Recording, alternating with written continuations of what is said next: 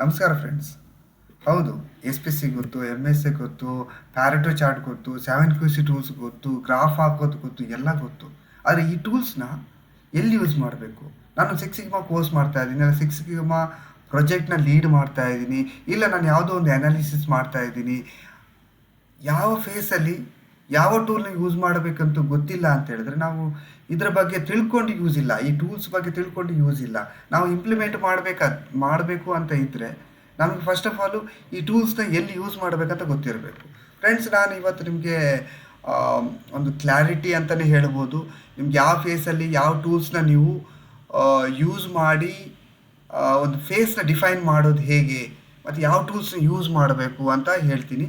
So each tools ಬಗ್ಗೆ explain ಮಾಡ್ತಾ ಇಲ್ಲ, ಆದರೆ ಈ ಟೂಲ್ಸ್ ಬಗ್ಗೆ ನಿಮಗೆ ರಿಕ್ವೈರ್ಮೆಂಟ್ ಇದ್ದರೆ ನೀವು ಕಮೆಂಟ್ ಬಾಕ್ಸಲ್ಲಿ ಹಾಕಿ, ನಾನು ಟೂಲ್ಸ್ ಬಗ್ಗೆ ಒಂದೊಂದು ವೀಡಿಯೋದಲ್ಲಿ ಎಕ್ಸ್ಪ್ಲೇನ್ ಮಾಡ್ತೀನಿ.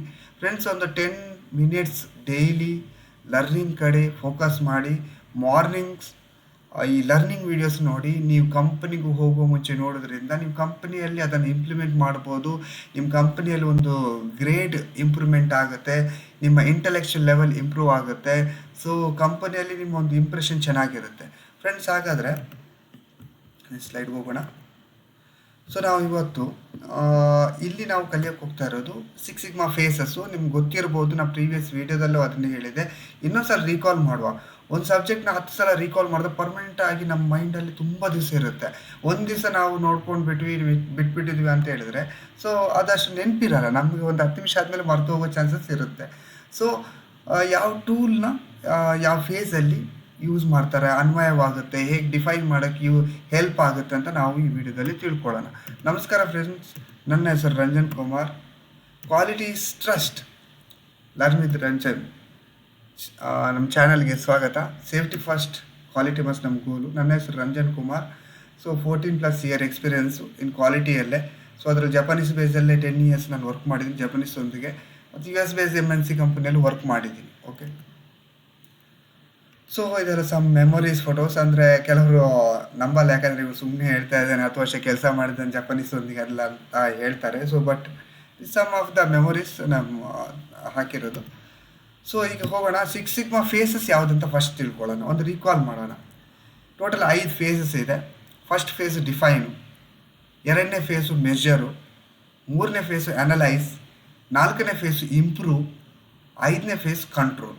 ಓಕೆನಾ? 5 ಫೇಸಸ್ಸು ನೆನ್ಪಿಟ್ಕೊಳ್ಳಿ. 5 ಫೇಸಸ್ಸು. 5 ಫೇಸ್ ಯಾವುದಂತೆಲ್ಲ ನಿಮ್ಗೆ ಕ್ಲಿಯರ್ ಆಯಿತು. Define, measure, analyse, improve, control. Okay, so friends, ಹಾಗಾದರೆ ಈಗ ನಾವು ಇವತ್ತು 2 ಫೇಸಲ್ಲಿ ಯಾವ ಟೂಲ್ಸ್ ಯೂಸ್ ಮಾಡ್ತಾರೆ ಅಂತ ತಿಳ್ಕೊಳ್ಳೋಣ. ಯಾಕಂತ ಹೇಳಿದ್ರೆ ನಾವು ತುಂಬ ಜ್ಞಾಪಕ ಶಕ್ತಿಯಲ್ಲಿ ಇಟ್ಕೊಳ್ಳೋಷ್ಟು ಆಗಲ್ಲ, ಅಷ್ಟು ಈಸಿಯಾಗಿ. ಅದು ಡಿಫಿಕಲ್ಟ್. ಈ ಸಬ್ಜೆಕ್ಟ್ಸ್ನೆಲ್ಲ ಸ್ವಲ್ಪ ನಾವು ತಲೆಯಲ್ಲಿ ಇಟ್ಕೊಳ್ಳೋದು ಅಷ್ಟು ಈಸಿಲಿ. ಇವತ್ತು 2 ಫೇಸಲ್ಲಿ ಯಾವುದೆಲ್ಲ ಟೂಲ್ಸ್ ಅನ್ವಯವಾಗುತ್ತೆ ಅಂತ ತಿಳ್ಕೊಳ್ಳೋಣ. ಯಾಕಂದ್ರೆ ನೀವು ಆ ಫೇಸ್ ಬಂದಾಗ ನೀವು ಇದನ್ನು ಯೂಸ್ ಮಾಡ್ಬೋದು. ಈ ಟೂಲ್ಸ್ನ ಯೂಸ್ ಮಾಡಿ ಅದನ್ನು ಡಿಫೈನ್ ಮಾಡ್ಕೋಬೋದು. ಓಕೆನಾ? ಈಗ ನಾವು ಡಿಫೈನ್ ಫೇಸಲ್ಲಿ ಯಾವುದೋ ಒಂದು ಪ್ರಾಬ್ಲಮ್ ಸ್ಟೇಟ್ಮೆಂಟ್ ಆಗಿರ್ಬೋದು, ಪ್ರಾಜೆಕ್ಟ್ನ ನೀವು ಡಿಫೈನ್ ಮಾಡಬೇಕಂತ ಹೇಳಿದ್ರೆ ನಿಮಗೆ ಒಂದು ಬ್ಯಾಕಪ್ ಡಾಕ್ಯುಮೆಂಟ್ಸ್ ಅಂತ ಬೇಕು, ಯಾವುದಾದ್ರೂ ಒಂದು ರೆಫರೆನ್ಸ್ ಬೇಕು.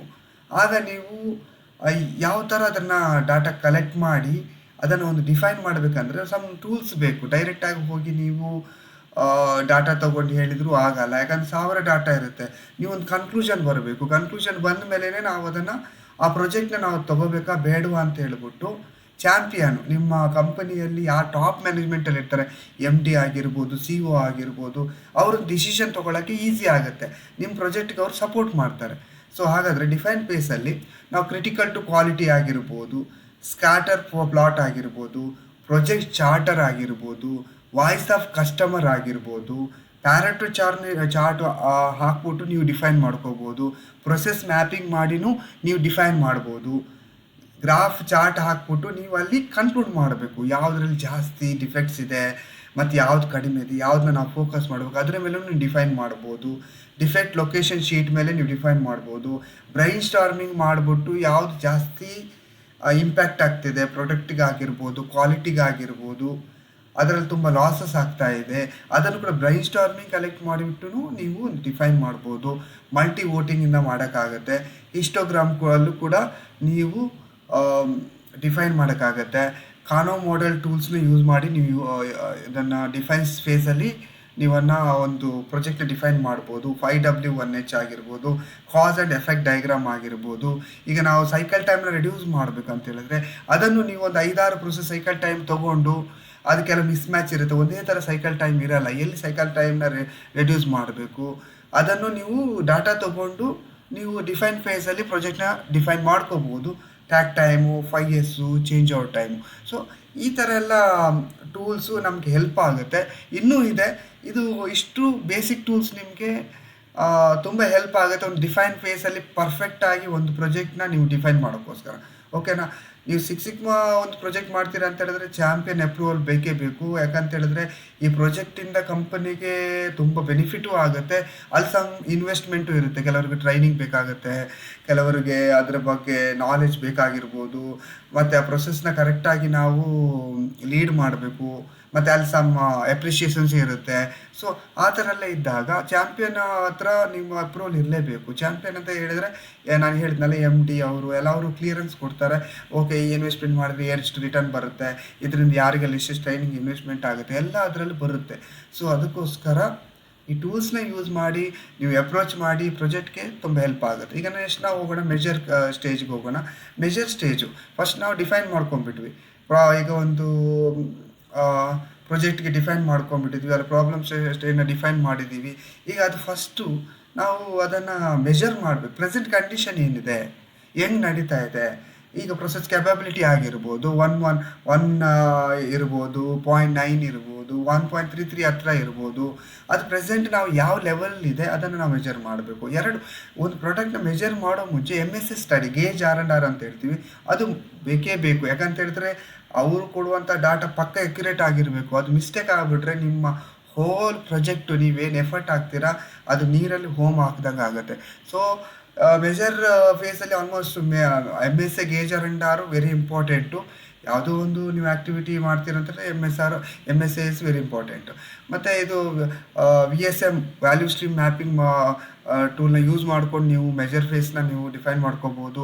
SPC ನಾನು ಹೇಳಿದ್ನಲ್ಲ, CPCPK, hypothesis testing, Pareto chart, okay, spaghetti diagram ಇದನ್ನು ಮಾಡ್ಬೋದು. Graph and chart, normality chart, CPOC diagram, supplier input process output customer ಡಯಾಗ್ರಾಮ್ನ ನೀವು ಟೂಲ್ನ ತೊಗೊಂಡು ನೀವು ಮೆಜರ್ ಫೇಸಲ್ಲಿ ನೀವು ಡಿಫೈನ್ ಮಾಡ್ಕೋಬೋದು. ಪ್ರೊಬಬಿಲಿಟಿ ಡಿಸ್ಟ್ರಿಬ್ಯೂಷನ್ನ ಯೂಸ್ ಮಾಡ್ಕೋಬೋದು. ಕೈಸನ್ ಲೋ ಹ್ಯಾಂಗಿಂಗ್ ಫ್ರೂಟ್, ಕೈಸನಲ್ಲೇ low hanging fruit tools use ಮಾಡಿಕೊಂಡು ನೀವು ಮೆಜರ್ ಫೇಸಲ್ಲಿ ಡಿಫೈನು ಅದನ್ನು ಯುಟಿಲೈಸ್ ಮಾಡ್ಕೋಬೋದು. FMEA ಒಂಥರ ಟೂಲ್ ಥರನೇ. ಇದರಲ್ಲಿ ನೀವು ಮೆಜರ್ ಮಾಡೋದು ಯಾವ ಥರ ಅಂತ ಹೇಳಿದ್ರೆ ಯಾವ್ದು ಸಿವಿಯಾರಿಟಿ ಜಾಸ್ತಿ ಇದೆ, ಯಾವುದು ಜಾಸ್ತಿ RPN ಇದೆ, ಅದನ್ನು ರಿಡಕ್ಷನ್ ಮಾಡುವಂತಹ ಮೆಥಡ್ ಇದೆ. ಅಲ್ಲಿಗೆ ಅದನ್ನು ಮೆಜರ್, ನಮಗೊಂದು ವ್ಯಾಲ್ಯೂ ಸಿಗುತ್ತೆ ಅಲ್ಲಿ ಮೆಜರ್. ಈ ಪ್ರೆಸೆಂಟ್ ಏನಿದೆ, ಎಷ್ಟು RPN ಇದೆ, ನನ್ನದು ನೆಕ್ಸ್ಟ್ ಟಾರ್ಗೆಟ್ನ ನೀವು ಡಿಫೈನ್ ಮಾಡೋಕ್ಕೆ ಈಸಿ ಆಗುತ್ತೆ. Operation definition. ಸೊ ಈ ಥರ ಎಲ್ಲ ಟೂಲ್ಸ್ನ ನೀವು ಮೆಜರ್ ಫೇಸಲ್ಲಿ ನೀವು ಅದನ್ನು ಯುಟಿಲೈಸ್ ಮಾಡ್ಕೋಬೋದು. ಈ ಯುಟಿಲೈಸ್ ಮಾಡಿ ನೀವು ಮೆಜರ್ ಫೇಸಲ್ಲಿ ನಿಮ್ಗೆ ಕ್ಲಿಯರಾಗಿ ಒಂದು ಕ್ಲಾರಿಟಿ ಸಿಗುತ್ತೆ, ಪ್ರೆಸೆಂಟು ಯಾವ ಸ್ಟೇಟಲ್ಲಿದೆ, ನೀವು ನೆಕ್ಸ್ಟ್ ಏನು ಮಾಡಬೇಕು ಅಂತ. ನೆಕ್ಸ್ಟ್ ಇದಾದಮೇಲೆ ನಮ್ಮ ನೆಕ್ಸ್ಟ್ ಸ್ಟೆಪ್ಪು ಅನಲೈಸ್ ಆದಮೇಲೆ ಇಂಪ್ರೂವ್ ಆದಮೇಲೆ ಕಂಟ್ರೋಲ್. ಸೊ ನಾನು ಇವತ್ತು 2 ಫೇಸಲ್ಲಿ ಯಾವ ಟೂಲ್ಸ್ ಅಂತ ನಾನು ಹೇಳಿದ್ದೀನಿ. ನಾನು ಇನ್ನೊಂದು ವೀಡಿಯೋದಲ್ಲಿ ನಾನು ಅನಲೈಸಲ್ಲಿ, ಕಂಟ್ರೋಲಲ್ಲಿ, ಇಂಪ್ರೂವಲ್ಲಿ ಯಾವ ಟೂಲ್ಸ್ನ ಜಾಸ್ತಿಯಾಗಿ ಯೂಸ್ ಮಾಡಿ ನೀವು ಡೆಮೋಸ್ಟ್ರೇಟ್ ಮಾಡ್ತೀರಾ ನಿಮ್ಮ ಮ್ಯಾನೇಜ್ಮೆಂಟಿಗೆ. ಸೊ ಅದು ಇಂಪಾರ್ಟೆಂಟ್ ಆಗಿರುತ್ತೆ. ಓಕೆನಾ? ಮ್ಯಾನೇಜ್ಮೆಂಟ್ ಏನಿರುತ್ತೆ ಔಟ್ಪುಟ್ ನೋಡುತ್ತೆ. ಔಟ್ಪುಟ್ ಅಂತ ಹೇಳಿದ್ರೆ ನೀವು ಡೈರೆಕ್ಟಾಗಿ ಹೋಗ್ಬಿಟ್ಟು ನಾನು 1 ಲಕ್ಷ ಸೇವ್ ಮಾಡಿದ್ದೀನಿ, 2 ಲಕ್ಷ ಸೇವ್ ಮಾಡಿದ್ದೀನಿ ಅಂತ ಹೇಳಿದ್ರೆ ಅವರು ಅದನ್ನು ನಂಬಲ್ಲ. ನೀವೊಂದು ಡಾಟಾ ತೋರಿಸ್ಬಿಟ್ಟು ಇಷ್ಟು ರಿಜೆಕ್ಷನ್ ಪರ್ಸೆಂಟೇಜ್ ಇತ್ತು, ಇಷ್ಟು ಕಡಿಮೆ ಆಗಿದೆ, ಆ್ಯಕ್ಚುಯಲ್ ಆಗಿ ಕಡಿಮೆ ಆಗಿದೆ, ನೀವು 10 ದಿವಸ 20 ದಿವಸ 1 month data daily production output ತೊಗೊಂಡು ಅದರ ಔಟ್ಪುಟ್ ಪ್ಲಸ್ ಕ್ವಾಲಿಟಿ ರಿಜೆಕ್ಷನ್ ಆಗಿರ್ಬೋದು ಎಲ್ಲನೂ ನೀವು ಕರೆಕ್ಟಾಗಿ ತೋರಿಸ್ಬೇಕಂತೇಳಿ ಈ ಟೂಲ್ಸ್ ಎಲ್ಲ ವೆರಿ ಇಂಪಾರ್ಟೆಂಟು. ಯಾಕಂದರೆ ಅದು ರಿವಾರ್ಡೆಡ್, ಏನು ಔಟ್ಪುಟ್ ಬರುತ್ತೆ ಅದನ್ನು ರಿವಾರ್ಡ್ ಮಾಡ್ತಾರೆ. ಓಕೆನಾ ಫ್ರೆಂಡ್ಸ್? ಸೊ ಹಾಗಾದರೆ ನೆಕ್ಸ್ಟ್ ನಾವು ವಿಡಿಯೋದಲ್ಲಿ ಅನಲೈಸು, ಇಂಪ್ರೂವ್, ಕಂಟ್ರೋಲ್ ಫೇಸಲ್ಲಿ ಯಾವ ಟೂಲ್ಸ್ ಯೂಸ್ ಮಾಡಬೇಕಂತ ತಿಳ್ಕೊಳ್ಳೋಣ. ನನ್ನ ಚಾನಲ್ ಗೆ ಸಬ್ಸ್ಕ್ರೈಬ್ ಮಾಡಿ. ಯಾಕಂತ ಹೇಳಿದ್ರೆ ನೀವು ಲರ್ನಿಂಗ್ ಮಾಡಿ, ನೀವು ಗ್ರೋತ್ ಆಗಿ ಲೈಕ್ ಮಾಡಿ. ಲೈಕ್ ಮಾಡಿದ್ರೆ ಒಂದು ಮೋಟಿವೇಶನ್ ಆಗುತ್ತೆ. ಬೆಲ್ಲೈಕನ್ನ ನೀವು ಪ್ರೆಸ್ ಮಾಡಿದ್ರೆ ನಿಮಗೆ ನಮ್ಮ ಫಸ್ಟ್ ವೀಡಿಯೋ ನಿಮಗೆ ರೀಚ್ ಆಗುತ್ತೆ. ಈಗ ಮೆಕ್ಯಾನಿಕಲ್ ಇಂಡಸ್ಟ್ರಿಯಲ್ಲಿ ಜಾಸ್ತಿ ಪಾಲಿಟಿಕ್ಸ್ ಇರ್ತದೆ, ಒಬ್ಬ ಇವನು ಮೇಲೆ ಬರ್ತಾನೆ, ಆ ಥರ ಎಲ್ಲ ಒಂದು ಜಾಸ್ತಿ ಕಂಪನಿಯಲ್ಲಿ ಇದೆ. ಸೊ ಫ್ರೆಂಡ್ಸ್, ಇದನ್ನು ನೀವು ಕಲ್ತ್ಕೊಳ್ಳಿ. ಇಲ್ಲಿ ಕಲ್ತ್ಕೊಳ್ಳೋದ್ರಿಂದ ನೀವು ಅಲ್ಲಿ ಏನು ಪಾಲಿಟಿಕ್ಸ್ ನಡೆದ್ರು ನಿಮ್ಮ ನಾಲೆಜ್ ಮುಂದೆ ಏನೂ ಇಲ್ಲ. ನೀವು ಸ್ಕಿಲ್ಡ್ ಪರ್ಸನ್ ಅಂತ ಹೇಳಿದ್ರೆ ಕಂಪನಿ ನಿಮ್ಮನ್ನು ಬಿಟ್ಕೊಡಲ್ಲ. ಸೊ ಫ್ರೆಂಡ್ಸ್, ಸ್ಕಿಲ್ ಆಗಿ ಅಲ್ಲಿ ಇಲ್ಲಾಂದರೆ ಇನ್ನೊಂದು ಕಡೆ ನಿಮಗೆ ಆ ನಾಲೆಜ್ ಮೇಲೆ ನಿಮ್ಗೆ ಒಳ್ಳೆ ಸ್ಯಾಲ್ರಿ, ಒಳ್ಳೆ ಜಾಬು ಸಿಗುತ್ತೆ, ಕಂಪನಿಯಲ್ಲೂ ಎಪ್ರಿಷಿಯೇಷನ್ ಸಿಗುತ್ತೆ. So friends, thank you so much.